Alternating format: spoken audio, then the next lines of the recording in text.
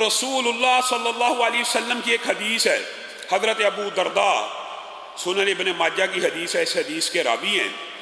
آپ یہ چند باتیں اگر آج سمجھ لے جائیں گے تو انشاءاللہ، اور اس کے اوپر عمل کرتے رہیں گے تو انشاءاللہ پوری زندگی، پوری لائف میں ان اعمال کو اگر جاری رکھیں گے تو نامہ اعمال میں حسنات کا اور نیکیوں کا اضافہ ہوتا رہے گا اور گناہ مٹتے رہیں گے۔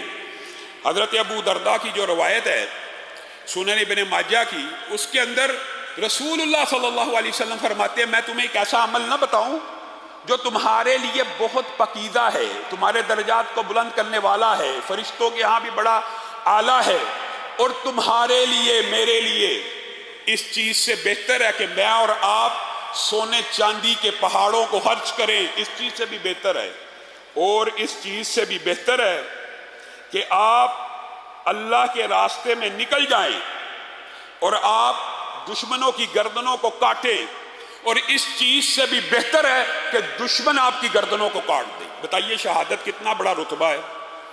اگر حدیث صرف یہاں تک ہوتی نا جہاد فی سبیل اللہ پہ نکل جائے اور آپ دشمنوں کی گردنوں کو کاٹیں، اس سے بھی بہتر ہے، تو جہاد فی سبیل اللہ کا اجر و ثواب بھی آپ اس کا مطالعہ کر لینا۔ لیکن حدیث کے الفاظ ہیں کہ دشمن بھی آپ کی گردنوں کو کاٹے، اس سے بھی بہتر ہے۔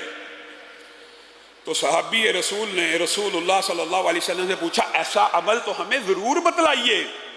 تو رسول اللہ صلی اللہ علیہ وسلم نے ایک جملہ کہا، ایک جملہ جو میرے اور آپ کے لیے کافی ہمیشہ لے رہا ہے، ذکر اللہ، اللہ کا ذکر کرنا ان تمام نیکیوں سے بڑھ کر ہے۔ اسی لیے اللہ رب العزت نے کہا ہے فَاذْكُرُونِي أَذْكُرْكُمْ، تم میرا ذکر کرو میں تمہارا ذکر کرتا ہوں۔ اور حدیث کے الفاظ کیے ہیں کہ میں بندے کے گمان کے مطابق ہوں۔ اگر وہ میرا ذکر اپنے جی میں کرتا ہے، اپنے دل میں کرتا ہے، مجھے اپنے دل میں یاد کر رہا ہے، اپنے دل میں مجھ سے گفتگو کر رہا ہے، اپنے دل میں کلام کر رہا ہے، اپنے دل میں ذکر کر رہا ہے، تو میں رب بھی اپنے جی میں اس کو یاد کرتا ہوں۔ اور اگر وہ اپنی مجلسوں میں، اپنے یاروں دوستوں کے درمیان اور اپنی مجالس کے اندر میرا ذکر کرتا ہے تو میں اس بندے کی مجالس سے بہترین مجالس میں اس کا ذکر کرتا ہوں۔ اور اس مجلس کا ذکر بھی حدیث میں موجود ہے کہ جب کوئی قوم، اللہ کے فضل و کرم سے ساری قوم قرآن سننے کے لیے آئی ہے، ذکر پڑھنے کے لیے آئی ہے، انشاءاللہ میں اور آپ اس خوشخبری کے مصداق ہیں۔ رسول اللہ صلی اللہ علیہ وسلم نے فرمایا جب بھی کوئی قوم، جب بھی کوئی لوگ اللہ کے گھروں میں اللہ کا ذکر کرنے کے لیے یا سننے کے لیے، مفہوم یہ ہے ذکر کرنے کے لیے اکٹھے ہوتے ہیں تو آسمان سے فرشتوں کا نزول ہو جاتا ہے، اور فرشتے اپنی اللہ کی رحمت کا سایہ ان کے اوپر ہو جاتا ہے، اور فرشتے اپنے پروں کے ہمراہ ان کے قریب ہو جاتے ہیں اور ان کے دلوں کے اوپر اطمینان کو اور سکون کو نازل فرماتے ہیں۔ اور اللہ اس مجلس کا ذکر اپنے مکرم ملائکہ کے ہمراہ کرتا ہے۔ اللہ جس بندے کا ذکر کر رہا ہوں، ہم تو اس بات سے خوش ہو جاتے ہیں ایم این اے نے ذکر کیا، وزیر اعلیٰ نے ذکر کیا، وزیر اعظم نے، اچھا میرا نام لیا تھا وزیر اعظم نے، امریکہ کے صدر نے لیا تھا جی، اچھا امریکہ کا صدر اپنی مجلس میں میرا نام لے رہا ہے۔ بندے کی خوشی کا کوئی ٹھکانہ نہیں ہے، اور اللہ کم الحاکمین اس بندے کا اپنی مجلس میں فرشتوں کے مکرم ملائکہ کی مجلس میں ذکر کرتے ہیں، جو بندہ زمین کی پشت کے اوپر اللہ کا ذکر کرتا ہے۔ سبحان اللہ کہا، یہاں بیٹھے بیٹھے اللہ نے آسمان کی بلندیوں سے کہا اے میرے فرشتوں، فلاں بندہ فلاں مسجد میں بیٹھ کے اتنے بج کے اتنے منٹ پہ سبحان اللہ کہہ رہا ہے، میں رب اس کا نام لے کے تمہارے سامنے رکھ رہا ہوں۔ اور پھر اللہ جس کا نام لیتا رہتا ہے نا، بندہ اللہ کا ذکر کرتا رہتا ہے، اللہ بندے کا ذکر کرتا رہتا ہے، یہاں تک کہ اللہ اس بندے کا ذکر اتنا، ایک بندہ ہر وقت اللہ کا ذکر کر رہا ہے، اللہ کے لیے آپ کے ساتھ ایک معاہدہ کیا ہوا ہے، فَاذْكُرُونِي أَذْكُرْكُمْ، میرا ذکر کرو میں تمہارا کروں گا۔ یہاں تک کہ ایک لمحہ ایسا آ جاتا ہے کہ اللہ اس بندے کا اتنا ذکر کر رہے ہوتے ہیں جتنا وہ دنیا میں کر رہا ہوتا ہے، اوپر وہاں پہ اتنا ذکر ہو رہا ہے تو فرشتے اس بندے سے محبت کرنا شروع کر دیتے ہیں، اور فرشتے اس کی محبت کو زمین پہ بھی نازل کرتے ہیں۔ اور طویل حدیث ہے، جبریل امین پہلے اعلان کرتے ہیں اللہ اور جبریل فلاں بندے سے محبت کرنا شروع ہو گئی۔ کس وجہ سے؟ صرف ذکر کی وجہ سے۔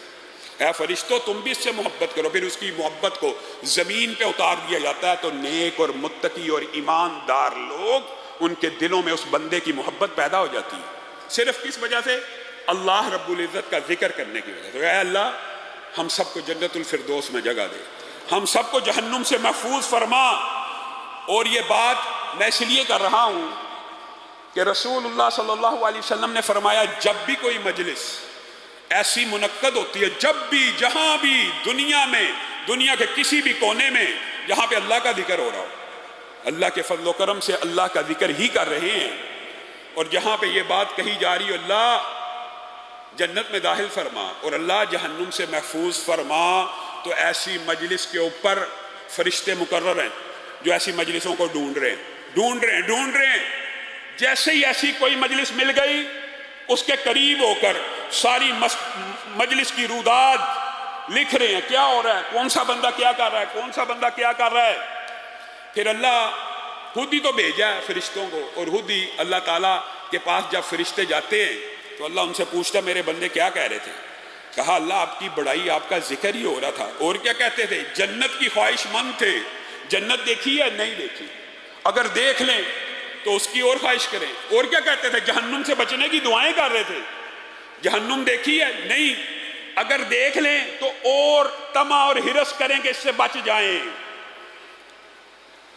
فَأُشْهِدُكُمْ أَنِّي قَدْ غَفَرْتُ لَهُمْ، اے میرے فرشتوں گواہ رہنا تم نے جو مجھے آ کے شہادتیں دے دی ہیں نا، بتلا دی ہے نا اس مجلس کا، اب میں تم اس مجلس کے گواہ تھے، اب میرے گواہ تم ہو۔